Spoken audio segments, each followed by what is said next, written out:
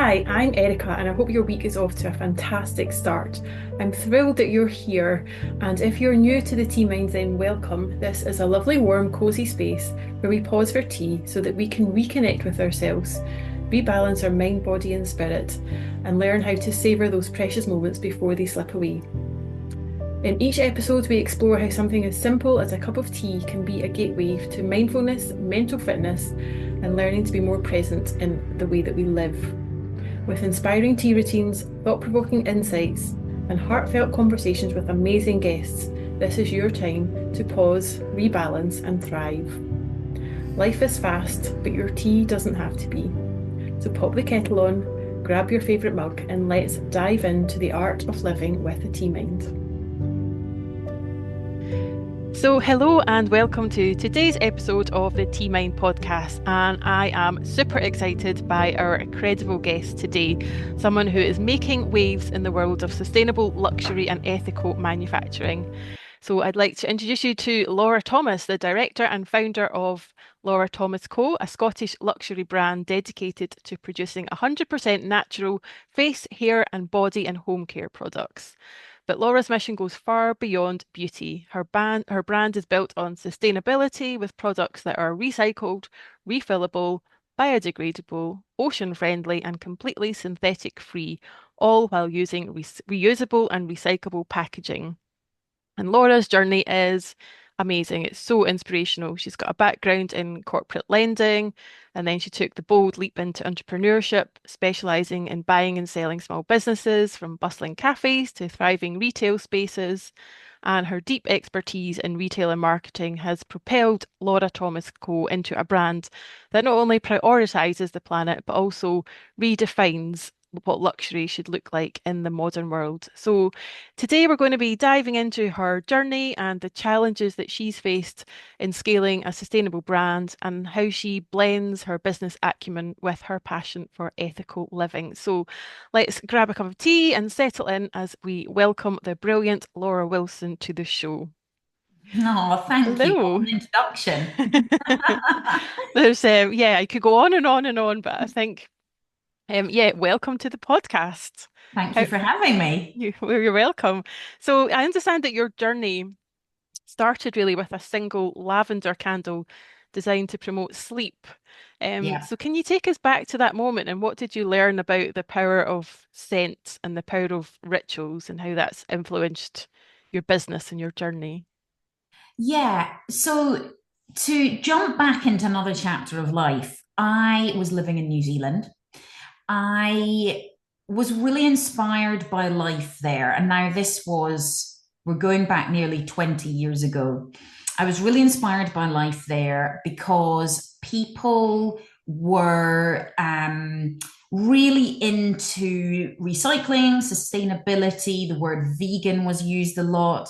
People were into yoga and wellness and supporting smaller brands. And coming from the UK, where vegan was something that was still very weird, and recycling hadn't yet hit our curbsides. This was quite an eye opener for me. And fast forward a little bit, I have always been really interested in scent. I remember as a kid, there was one of my friends' mums always had either pink or white lilies in the hallway when you arrived in our house. And our house just smelt exotic. And it just, for me, set the frame of this house. And it really inspired me to understand that scent and then later I found out memory are very closely connected. And that then put into 20 years ago back in New Zealand. Lavender was a big farming practice over there, actually. And I started playing around with lavender essential oil from a farm a few miles away, making candles and teaching myself how to make candles for myself, really. And it's gone from there. Wow, yeah, the I think scent is it's so intrinsically tied into memory, and I find that with tea as well. Lots of Mm, time when people drink a different tea, they remember. It takes them back to a time, or it just links with a little memory and association. So, yeah, I think that's so, so important. And yeah, lavender as well. It sort of it evokes specific memories for people. Um, do you find do you think those scent memories or the things that you sort of are triggered by those scents, can that change over time, or do you think is it quite static or? That's a really interesting question. I'm not sure it does change over time, but I'm presuming that your nose changes over time. I'm sure that a 90-year-old has a very different scent nose to a 20-year-old or when they were 20. So I'm presuming as we age, it probably does change slightly. But I think the memory of, say, when I smell lilies, for example, like I was just talking about, it does take me back to when I was a late teenager and smelling that smell in my friend's home. And I think it taps into long-term memory rather than short-term memory. And I think that is the same for bad smells and good smells too. You know, when you're sick, you can often associate a smell with when you're ill and you don't like that smell. So I think your nose changes as you get older. I'm presuming. I'll tell you, and we could do a podcast in 20 years time. Yeah. um, but I know that to do with the brain, the smell of something does go into your long-term memory bank as opposed to your short. Yeah. Yeah, no, it's fascinating. I think It it's is. It yeah. really is. And just take me back to that time in New Zealand. Presumably you were outside and really sort of immersed in nature a lot as well. How did that tie into sort of starting Laura Thomas Co? And yeah, just tell me a little bit more about how you got started. Well, um, first of all, I got started. Maybe some people listening to this may remember, but the Laura Thomas Co. actually started as Laura Thomas Linens, and I imported hand embroidered bed linen into New Zealand. And I saw a gap in the market where Kiwis loved colour, and there was a lot of colourful bedding at the low end of the market and a lot of colourful bedding at the high end of the market, but no white conservative linen mid-priced. And so I saw a bit of a gap in the market there. And I did research, contacted factories in Vietnam, and Kiwis also love bedding. I think they're more into bedding than us Brits, to be honest. I don't know why, but they are. And so I contacted some factories in Vietnam, got some samples sent over, and then placed my first order. And it wasn't until I was trying to get some brand traction, and blogging was massive in those days. And there was a few big blogs in New Zealand that I contacted, and I said, "Can I give you a free duvet set in return for you taking a photograph, putting it on your blog, and backlinking to my website?" And I got quite a few people doing that. There was one blogger in particular, and I went to her house to drop off the duvet set. And I was chatting to her on her doorstep, and she ran a online magazine. I'm presuming it's still going now, called Thread. And she was very much into the fashion world, and got chatting to her on her doorstep, handed her duvet set for her to shoot. And she said, "Actually, Laura, I've got a present for you." And she ran off into her house, and she came back with a candle that she'd made in a vintage teacup that she'd got from a charity shop. And I went off that night quite inspired by this. And that was really when my candle making journey started, because I lit that candle that night and I had one of those cheesy aha moments when I thought, a candle, this is my next product. And it's got to be lavender.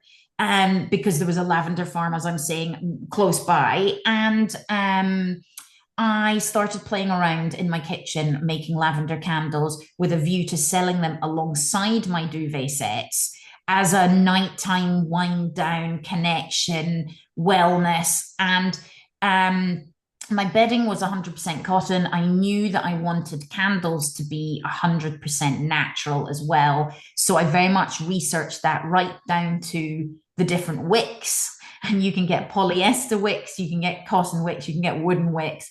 And I went for a cotton wick. So that was really the start of my candle journey. And it's gone from there. Wow, fascinating. And at that time, if you were to sort of fast forward 10 years, did you have an idea of where you would be or would hope to be in 10 years' time? Absolutely not. No idea. And a strategy is not something I'm particularly great at. I've got help with that now, but I just like buying and selling stuff. If I could go back in time, knowing what I know now, I would have set up my business very, very differently. But I guess that's why some people set up a business, sell it, set up a business, sell it. And by business number four, they totally understand that you need a team around you and you need a buffer of finances. And you can scale pretty quickly if you've got the right team and a bit of money behind you. But I was a one-man band, literally giving it a crack at the kitchen table back in New Zealand and didn't really. I mean, I bought and sold a few cafes. That was the business I was in before. And so I understood the concept of money in, money out, and having a bit of a slush and buying something for cheap and trying to, at minimum, triple your money. But I didn't understand business. I literally was, as I said, a kitchen table mum giving it a crack, and seeing where it went. And thankfully, it's gone okay. It's gone more than okay. Yeah. And if you could go back to that time in hindsight, would you have started in business? In a different way, or would Um, started or in business at all? we started in business at all, knowing Yeah, now what you know? 100%. Yeah. Yeah. I love the game of business. And for me, it gives me great pleasure to work on something that I can see growing. Is the that's what motivates me and keeps me going. It's not necessarily the financial gain I'm getting from that. I just really enjoy getting up, doing my work, seeing things change, creating new products and growing something. It's been a fascinating journey. Yeah, I totally get that. I do think that it's best when you're starting a business, it's best not to know what's coming down the line Yeah. because yeah, that might put you off. So that naivety at the start, Yep. I think is so, so important.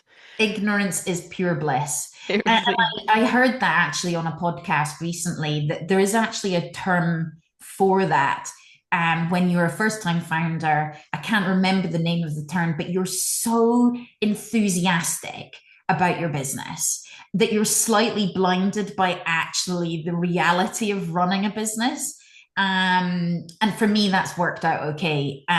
For others, I mean, as you know, running a business is not easy. And it's often made to look quite easy when you hear stories on YouTube, Instagram, whatever. Is I started a business and started turning over six figures in 12 months.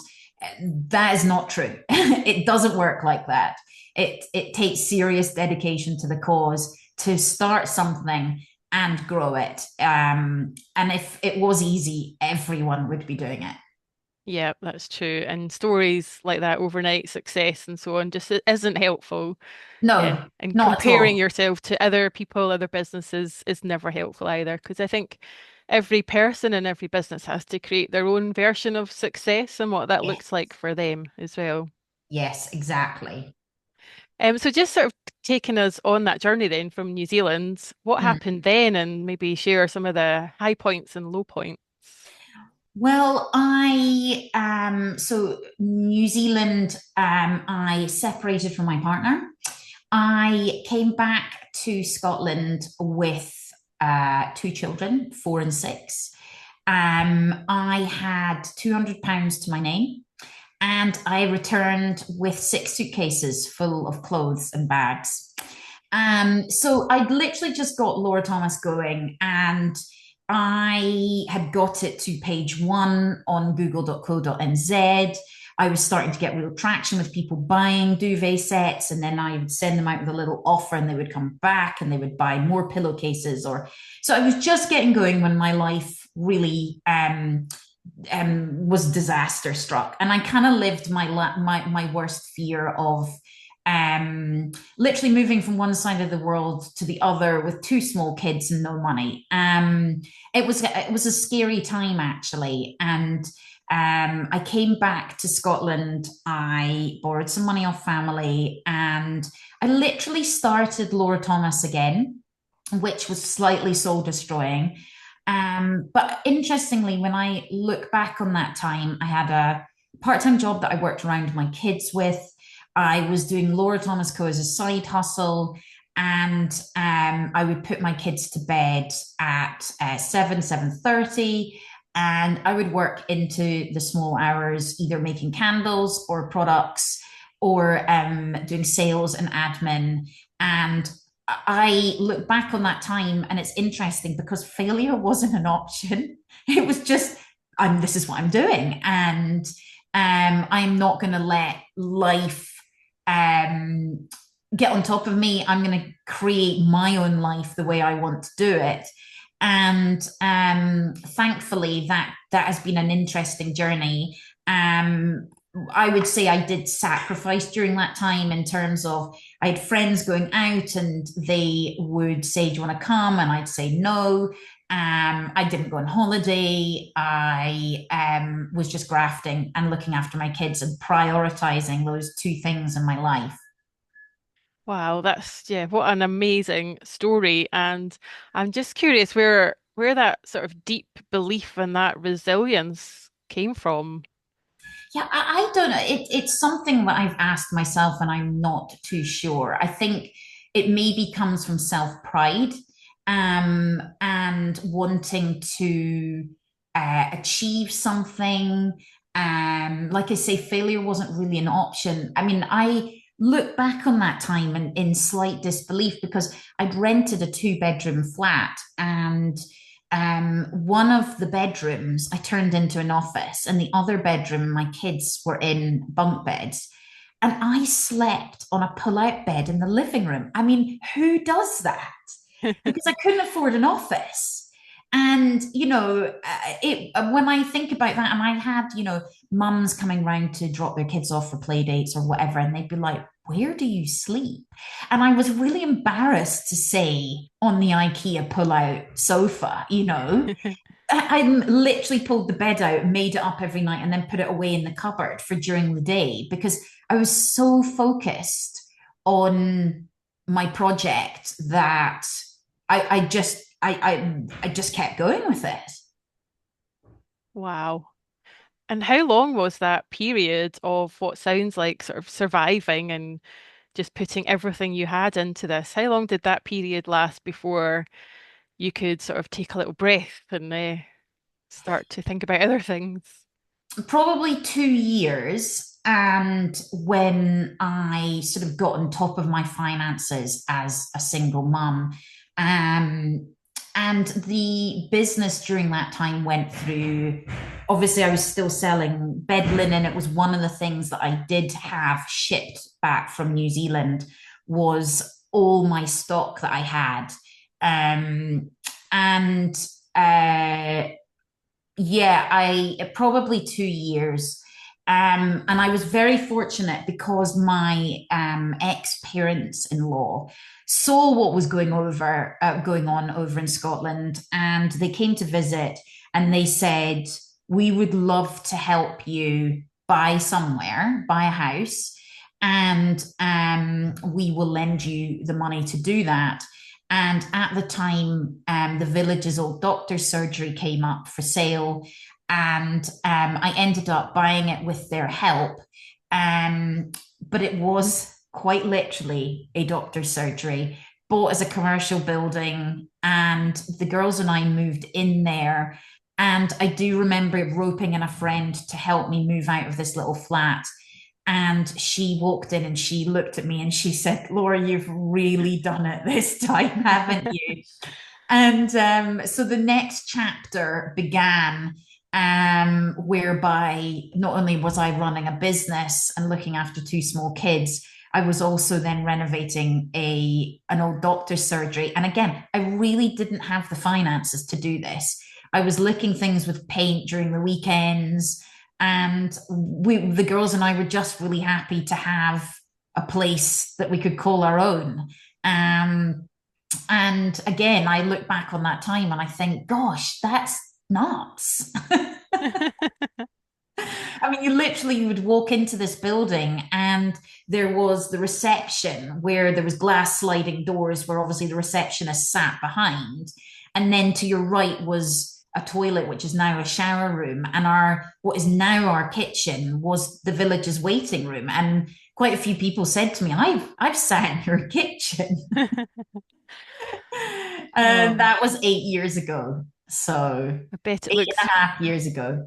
And does it look vastly different now? Oh my gosh, so vastly different. But it's been it's a I always joke with people, it's house finish, woman die scenario. It's the never-ending renovation. It is a case of get a bit of money, do a bit more. But actually, it's getting there. It does look like a house now. I can confirm. Wow. And yeah, I just think your story and the journey that you've been on is so inspirational and will help so many people. So there's lots of people really struggling at the moment as yeah, there's so much going on in the world and in people's personal and work lives. I just wonder if you've got any tips from having been there in a really difficult time and you've just kept going day after day. You've had this, it sounds like you've had this absolute just self-belief and this vision. You had no other option. Failure wasn't an option. Yeah, is there anything you can share that might help other people going through something similar? I think it's probably, if you are someone who has a hobby or an interest off on the side of a business, could you turn that into a side hustle? And, say you were into knitting, could you knit little things and start selling them at fairs? And, or if you're an artist, could you take that hobby and sell your paintings and create a little website? I think actually, if you were to set up a little side gig now, it's probably easier than it was 20 years ago because you can create your own website. There's tools like Canva, Instagram's still free, and it's really just to follow your passion and do what you love. It's maybe easy for me to say that now, but nothing comes for free and nothing is easy. You've just got to work and work hard and keep on keeping on, really. Very wise words. Keep on keeping on. And how important do you think having a purpose or something that you're really passionate about in your life is? Oh, so important. I mean, they say, well, whoever they are, say, do what you love and the money will follow. And I think that is such an amazing concept to have because I just loved scent. And as the Laura Thomas brand has evolved, we no longer do duvet sets. It didn't fit with our sustainable ethos, shipping from Vietnam, linen. And I think I've got a deep passion for not just scent, but living as closely as possible with nature. And so the brand has really slowly evolved that everything we do now at Laura Thomas, we are our main source of occupation is manufacturing hair and personal care products. And everything is plant based. And I'm really passionate about chemical free or synthetic free, non toxic chemical free, because water at the end of the day is a chemical. And I'm really passionate about living as closely with nature and plants and not just what you put on your body, but what you put in it as well. Food, exercise, wellness, everything like that. Laura Thomas Co. has evolved into something that I am personally really passionate about. And how do you integrate this sort of the way of living, mindfully living in harmony with nature? How do you integrate that into your own personal life to look after yourself? And how might that translate to things that other people could do for their own lives? Well, I'm really passionate about yoga. I think that yoga is a practice that anyone could do at any age. And I think it's something that just calms the central nervous system down. And the more you practice yoga with breathing and connecting it to your breath, the more mindful and deeper that you go into yourself. I practice yoga every morning, and sometimes it's 5 minutes and sometimes it's 20, but it's never more than 20. I don't have the time, but having started to do that, I feel like I've just made a bit of space for myself. So yoga would be one. I think exercise is another thing, whatever form that may be, whether that's going out on a run, going for a walk, going to the gym, whatever that is, I think. And there's a lot of chat now in other podcasts about the connection of brain health with fitness. I think it's huge. I'm 44. I'm definitely seeing my female cycle change, and I've increased my exercise and I feel really great. And the other thing I'm a real fan of is meditation. And if anyone was even thinking about starting on a bit of a journey with meditation, I can't recommend the Calm app enough on your phone. They have 10-minute meditations and they're wonderful just to plug into on a bus, on a train, while you're out walking, sitting on the beach, sitting on a park bench. Just having that someone talking, a guided meditation, again, just takes you away from the world's worries, your worries, and it's just 10 minutes just for you. And I think it's so important to do that for your brain.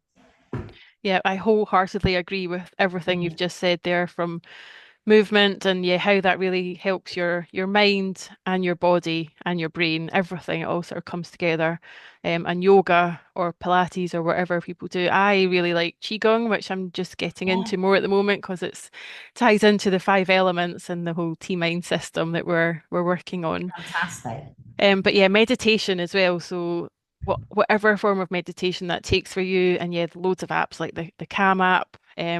Or you can just sit. I sit with just my tea and I try and Yeah. do 20 minutes in the morning, 20 minutes at night. And yeah, it can be anywhere. That's the beauty of it. And the more distractions there are as well, it's just part of the practice. I just wonder with meditation, do you notice when you haven't done it? Do you notice effects or cumulative effects if you do it all the time?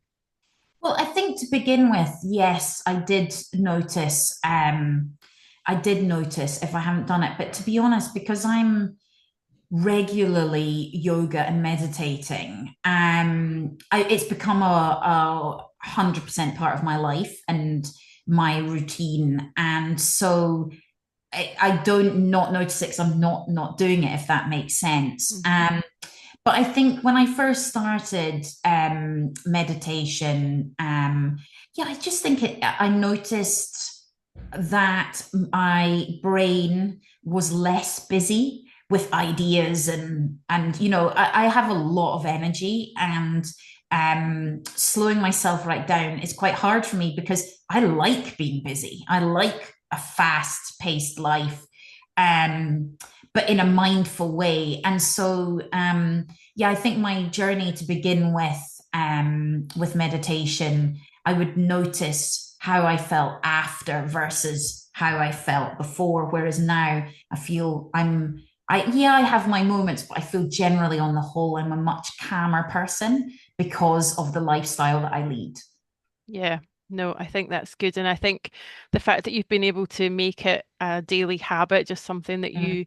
you do without fail, is amazing. And at the Tea Mind, we use a cup of tea to sort of anchor that behavior to something you're already doing, like drinking a cup of tea. So for you, you might get up and have your hot drink or something in the morning along with your yoga, and it's just something that you sort of stack on and Yeah. do so that it becomes an automatic habit, which is 100%. great. I think, going back to your question about what would your advice to people to do, I think it's, we all have different ways of calming our body down, calming our brain down. And I think it's really important to have a think about what do you want your days to look like? And, like you're saying with a cup of tea, I want to sit in the garden every day and have a cup of tea. Well, you just need to carve out time to do that, or meditate as well for 10 minutes. It's 10 minutes. It's such a short period of time. It's just forming the habit. But Yeah. once you've formed the habit, it becomes really easy. Yeah, yeah. And I find to get started with something like that as well, just make it really small. So if you want to start doing yoga every morning, just put your mat by your bed the night Yes. before, and then in the morning, just commit to lying down on your mat or sitting on your mat, and that's it, Yeah. nothing else.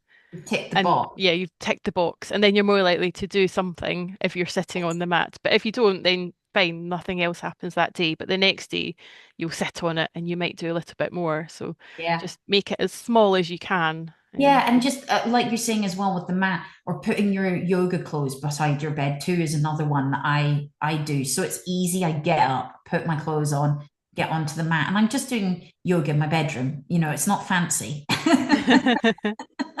You've not got a yoga studio in your amazing doctor surgery. I, Not I yet. I wish, but no. That'll be the next thing. Oh gosh, I would love that. We did actually, we're in between yoga teachers at the moment, but at Laura Thomas Co., we every Wednesday had yoga, staff yoga at lunchtime, and we would go into a walled garden, which was incredible, and have an hour's yoga. We're about to start that up again, because the weather is getting better. But that's how passionate I am about it, that it's even been brought into the work environment as well. Amazing. I love that. And doing it outside as well. Yeah, exactly. And I'm just curious then, just to sort of follow on from your journey as you sort of grown Laura Thomas Co. There must have been lots of points when you've had to sort of dig deep in yourself to sort of get through and keep growing your business and get over some of the challenges that you've inevitably faced. Can you tell me a little bit more about those times and what you've learned from yourself, or little tips and tricks that might help other people? Yeah, I think I'm quite lucky because I'm quite self-disciplined. And I think one of my key skills is that I can keep going with things. I'm not a person that floats from one thing to another. I am a person with a lot of ideas though, and I have to rein that in sometimes. To keep going through the sort of harder times, I think it's probably just goal setting, and but in a realistic way, is right. Well, we want to get into 10 more hotels next month, or or that's actually quite a lot, to be honest. Or I want to grow the business by X amount of turnover this year, and it's Laura Thomas Co. I feel I've been very realistic with the very much the business side of the business, the finances, the staff, the resources, and what we're capable of doing every year. Um, I am a mum of three, and I love being a mum, and it's a real priority for me. So I could be pushing harder and faster and wanting to scale it up quicker, but there's only so much you can do with your days, and I need to go home, and not like the old days where I put my kids to bed and I would work till the wee hours. It's going home and being really present for my kids. And I feel that is incredibly important.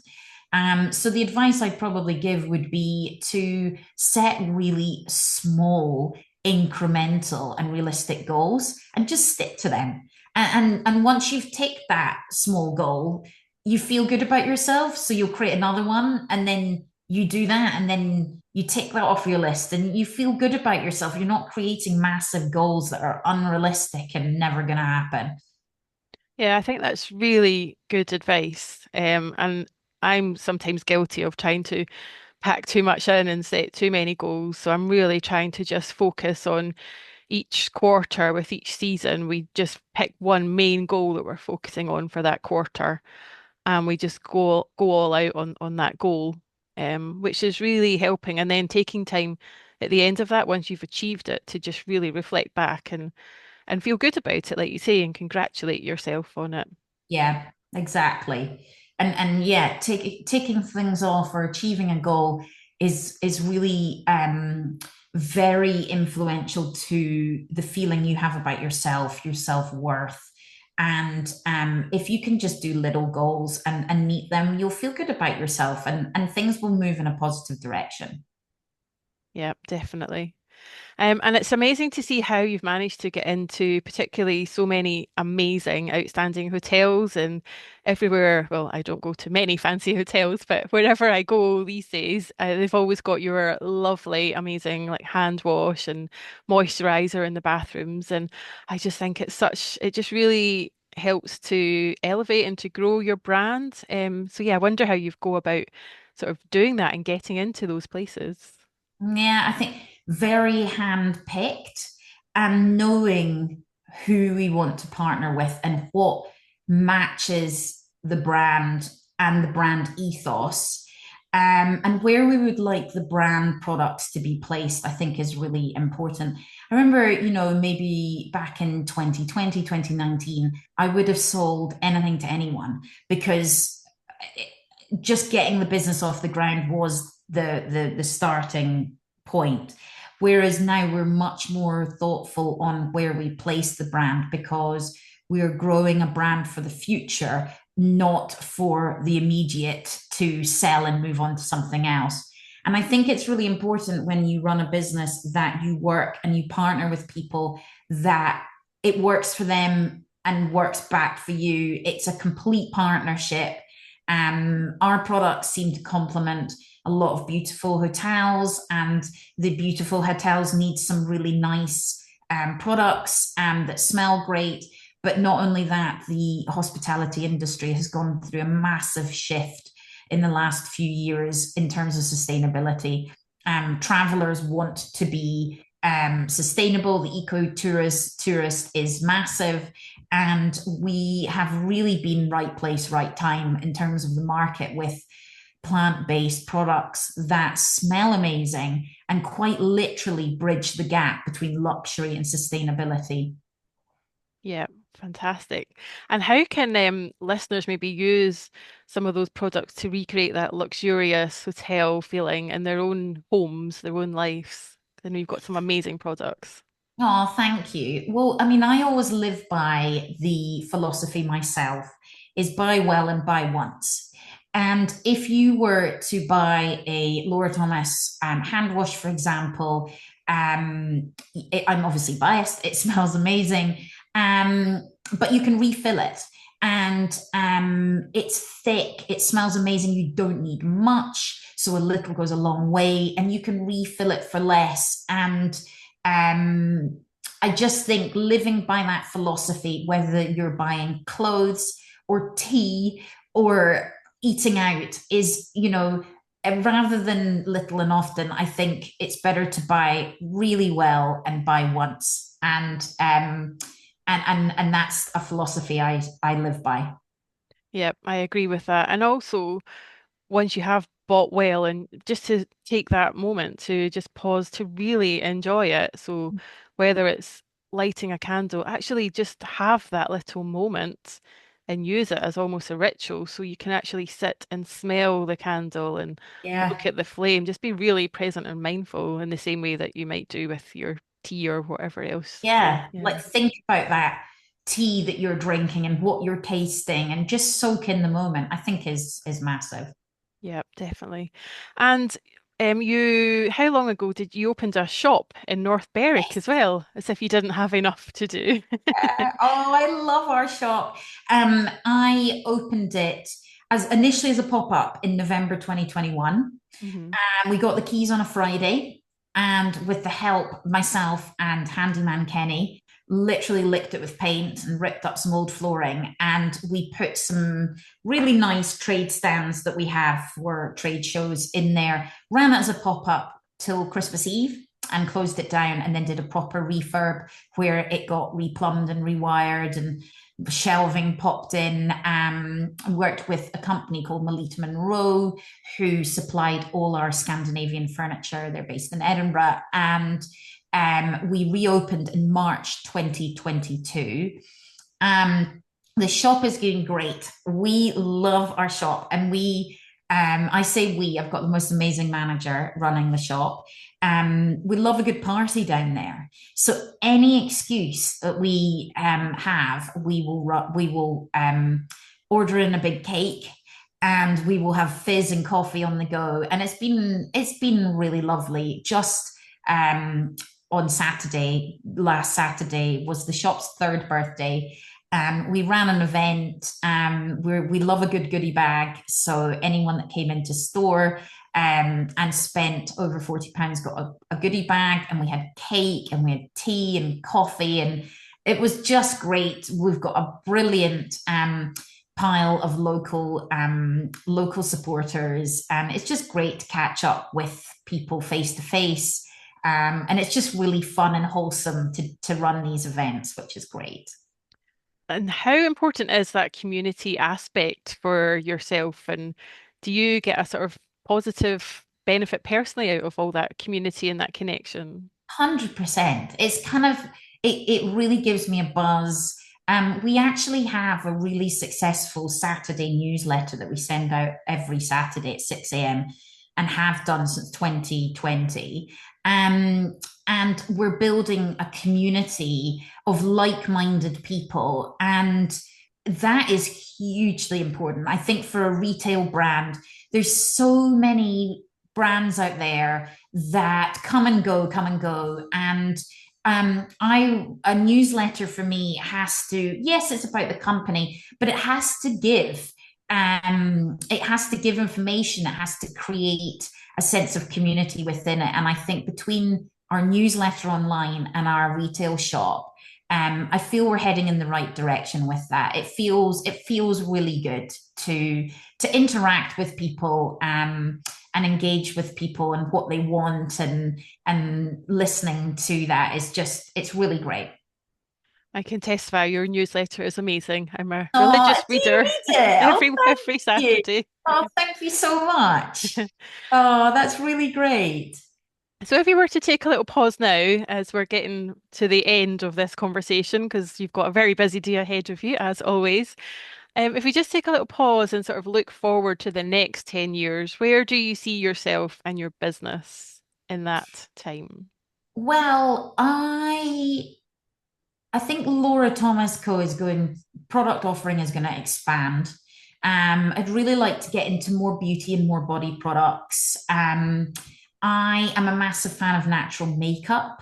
And I just see Laura Thomas growing into much more of a wellness space that we're in. We're actually currently running a retreat in Greece this June, whereby all guests that arrive, we're taking care of all the toiletries and all that they need. So you arrive and you get Laura Thomas shampoo and shower wash and a beach towel. And I see the brand growing into encompassing a much more wellness and holistic aspect and side of it alongside the products. It's about lifestyle, and for me, and it's not just about selling shower wash. It's about what's bigger than that. Yeah, definitely. And yeah, your retreat sounds incredible. I'm so excited. The venue is out of this world amazing, Wow, which very was really jealous. important. I wanted to look after people, and I'm really looking forward to hosting people in this amazing space with an amazing yoga teacher, Chloe Ward. And yeah, it will be super positive. I'm just, so inspired by hearing about your journey, and there's so much more of it we could go into. Oh You're gosh, just yeah. so many lessons and things that people can learn from you. But I found it very inspiring for myself, just sort of hearing about your journey and your tenacity and the vision and that just belief that you've got, which we all have to have that belief and that trust that everything will be okay in the end, and just to Yeah, sort of keep going and take a breath and just trust yourself and trust yeah, what you can do and achieve. And I think that's very inspirational, and hopefully that hits home to some people listening today. yeah. Um, and I'm just really sort of blown away at how you're able to sort of manage yourself and sort of regulate yourself. And I think doing little routines like your yoga and different practices and getting out in nature and just being really aware and really mindful of all that, I think has really helped you and your business get to where it is. So I'm really excited to see how that grows even more for the Oh, thank future. you. Thank you. Yeah, I think it's really important to live a deep and conscious life and be true to yourself. And if you're true to yourself, then that everything will fall into place and you will feel good on the inside as well as shine on the outside. Love that. And my takeaway from this as well has been what you said about goal setting and just keeping it really small and just Mm. setting some achievable goals, doing them, and then switching off and like patting yourself on the back. I think that's really, really important. And I just wonder, just to close, if there was one thing that you could leave our listeners with, a little exercise or routine that they can do while they are pausing today, whether it's with their tea or coffee or whatever, what would you suggest for people listening? Well, I think if you're sitting with a tea or a coffee, just take a few moments to think about drinking that tea and look and soak in the environment that you are sitting, having your tea in. And that in turn is mindfulness, and that is being very present in the now. And I think that is really important. Be here now. Fantastic. Well, I think that's a good a place as any to stop. But I'd love to chat to you more in the future, and I can't wait to see where your business goes next. And I look forward to using all your products and seeing them wherever I go, all Oh, over thank the you. UK and beyond. And vice versa. I'm really looking forward to seeing what you do next with etiquette and also following along the podcast. Very exciting. Love a good podcast, and I'm very honoured to be on your podcast. So thank you so much. Thank you, and thank you for coming on. Been lovely to talk to you. Vice versa. I really hope you enjoyed this episode, and I encourage you to consider one idea that you could take forward into your own life today. If you found this useful, please share so that we can bring more people along on this Tea Mind journey with us. And just a little disclaimer to note that the content shared on the Tea Mind podcast and web pages are for informational and inspirational purposes only, and are not intended to be a substitute for professional medical advice, diagnosis, or treatment. Always seek the advice of your doctor or qualified healthcare professional with any questions that you may have regarding your health or a medical condition. Never disregard professional medical advice or delay seeking it because of something you've heard on this podcast. The host and contributors of the Tea Mind podcast disclaim any liability for decisions made based on the information provided. Always consult a professional for your individual needs.